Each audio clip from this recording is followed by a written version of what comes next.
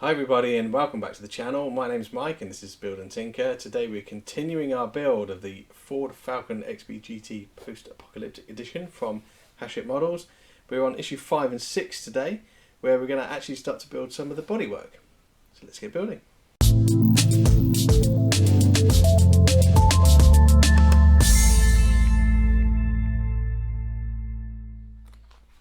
So today we're looking at a door. Looks like it's the driver's side door on the right hand side of the car.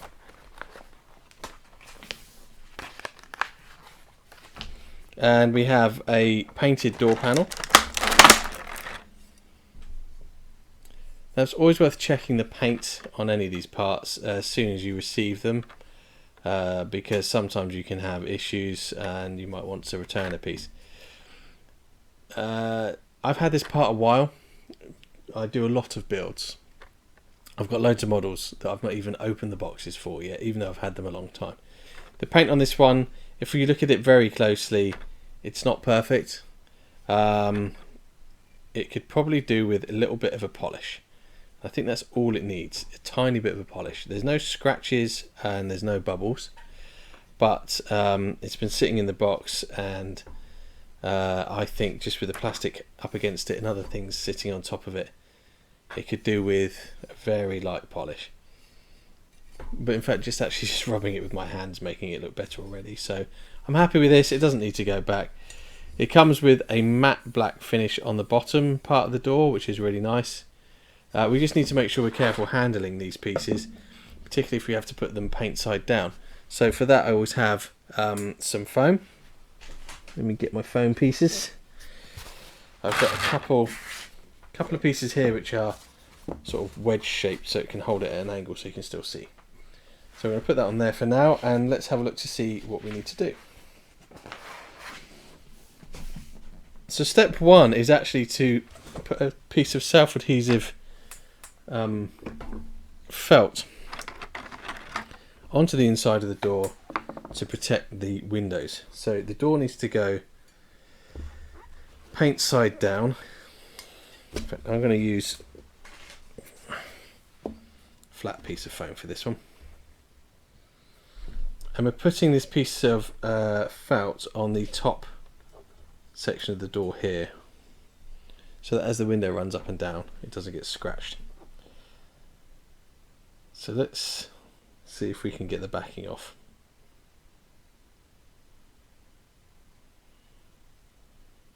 Okay, so we'll just peel the backing away just for a centimetre or so while we get it started.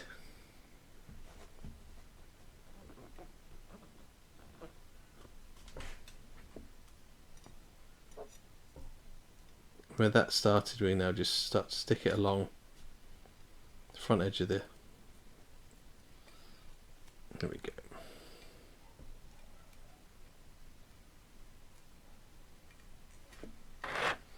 There is actually a slight curve in this door, so we're going to have to follow the curve.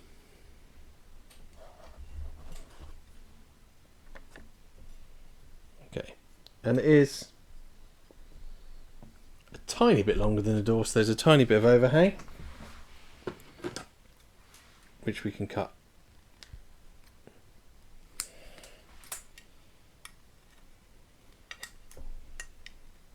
Can't get it close enough. There we go.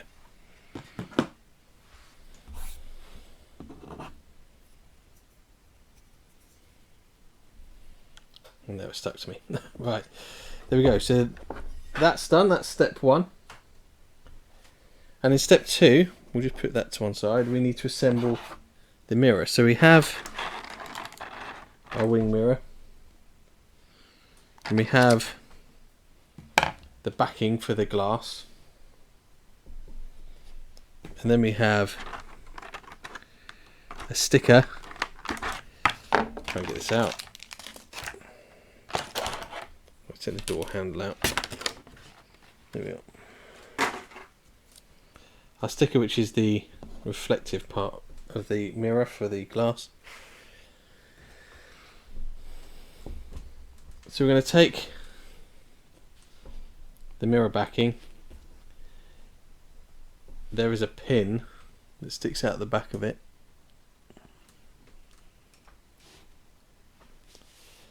And that goes into a hole in the housing. So you have to make sure you've got it the right way up. It's kind of obvious what the right way up is because of the shape of the mirror housing. And it literally just pushes in like that. A nice solid fit. And then we take our sticker. Often these are easier to do with tweezers.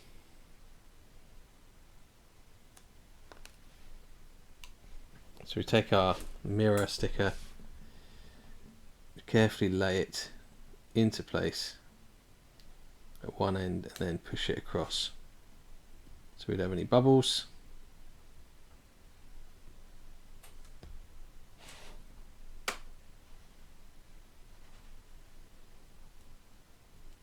And then there is a thin layer of plastic on top of the mirror which you peel off so that you've got a nice, gently tap that corner down, one wing mirror. And the wing mirror attaches to the door using a DSO2 screw. Get one of those out.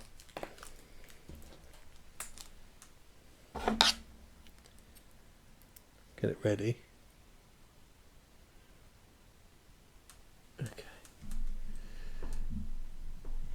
One of my lights just went out. We good? Okay, so we get our DSO2 screw ready. And we feed the tab on the mirror through the slot in the door,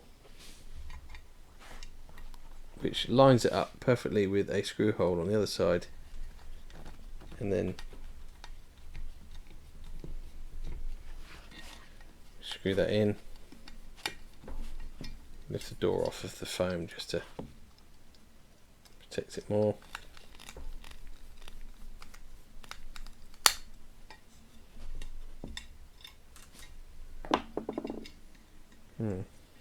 Okay.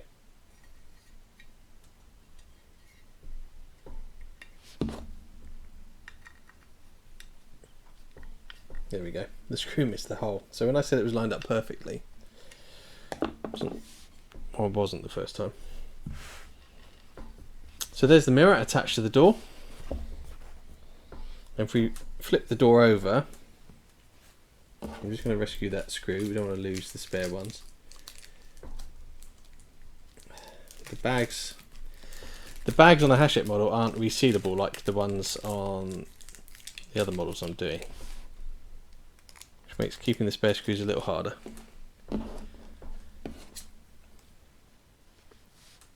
This piece here, 5C, is the lock barrel, and it goes into this hole in the door, underneath the door handle. Okay, it is keyed, so you do have to get it the right way up. There's a flat towards the top of the door.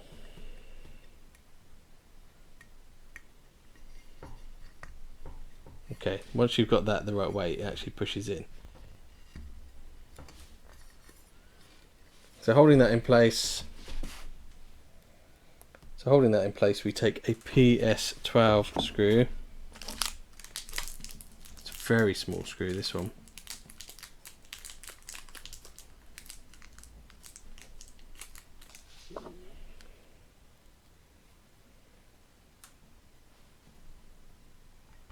Just go in through here and screw that lock barrel into place. Don't have to do it up too tight. It's not going to drop out.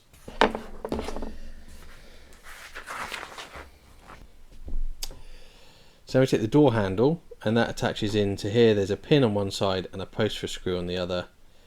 The post goes into the wider hole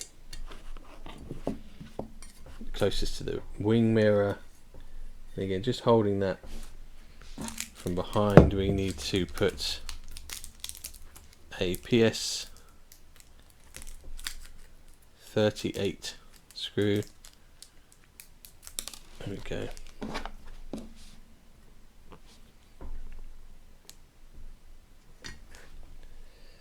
And a single one of those holds the handle in from behind.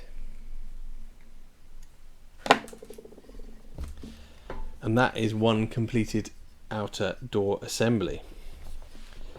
We need to keep this part in good condition and without knocking the mirror off. So we can go back to the original box it came in, and the original tray, and drop it in there, but now the mirror stops us from putting it in properly. It is, however, better than nothing, but we need to be careful about how we store this. I'm going to put that to one side. So that's the end of issue 5. It was pretty quick. Let's have a look and see what we have with issue 6. So we start by opening the box to see what we have inside. So with issue 6 we have the window. You probably can't see it, but there is a window in there. The regulator, some more screws, and the door bracket to hold the door onto the car itself.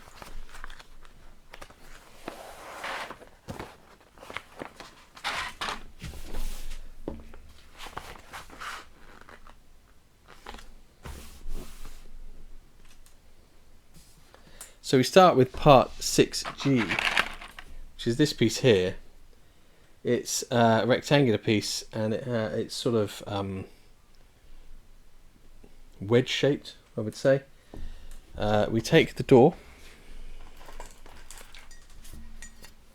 Again, we're going to put it on some foam. And there's a very obvious shape in the middle of the door for this piece to fit onto. And you can't really go anywhere else. There is a screw to hold it in place.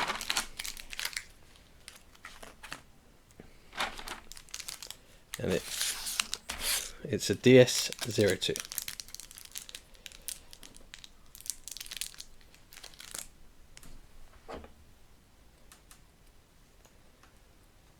Just put that in the hole in the center.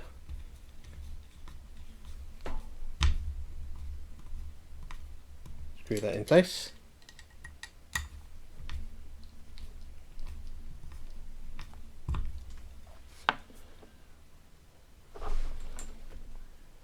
And then we take the window itself. So the window has this piece on the bottom which has got some teeth on it, which will obviously engage with the gears that drive it up and down. So we start by dropping it onto that wedge piece that we've just installed. And I'm going to put it in the down position because it's going to just rest there nicely. And there is now a cap that goes over the top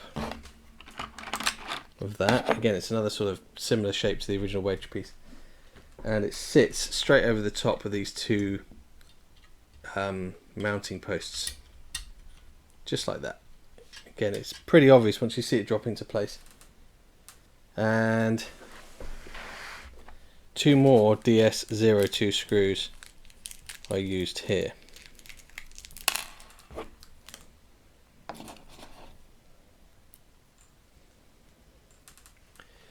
One in the center. Again, just be really careful with this. It's plastic. It doesn't need to be over tightened. And obviously this needs to still move.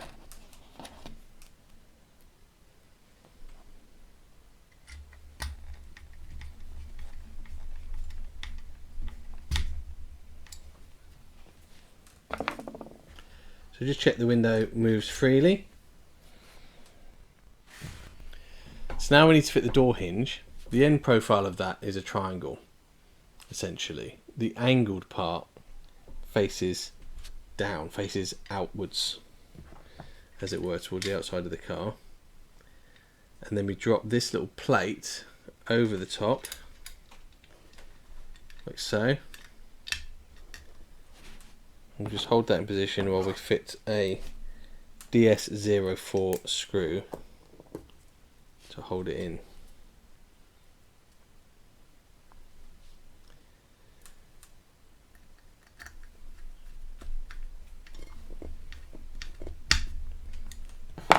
And that hinge now moves back and forth freely.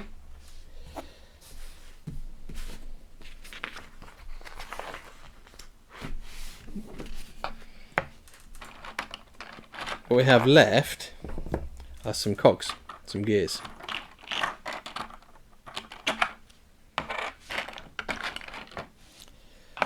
Two large ones, well, sort of large, medium and small in terms of diameter.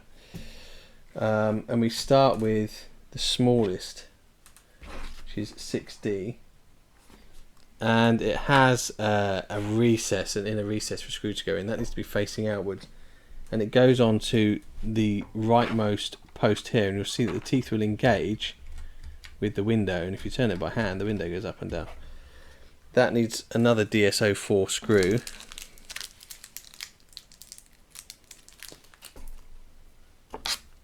Which goes through the centre of the cog. It holds it in place. And so do them up tightish, but not so tight that it won't turn. So just make sure everything moves freely before you move on to the next piece. We then take the large cog, and that goes over.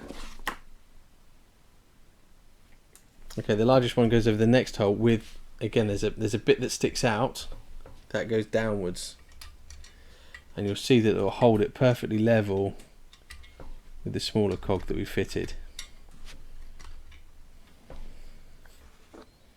Another DSO4 screw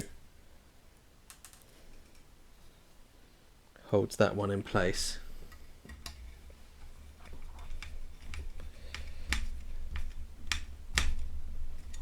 Again, make sure it operates.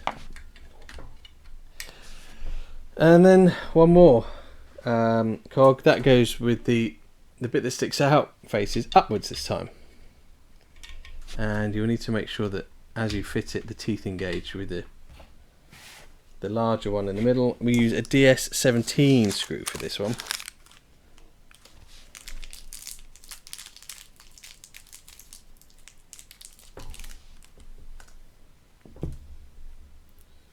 And you fit that through the centre.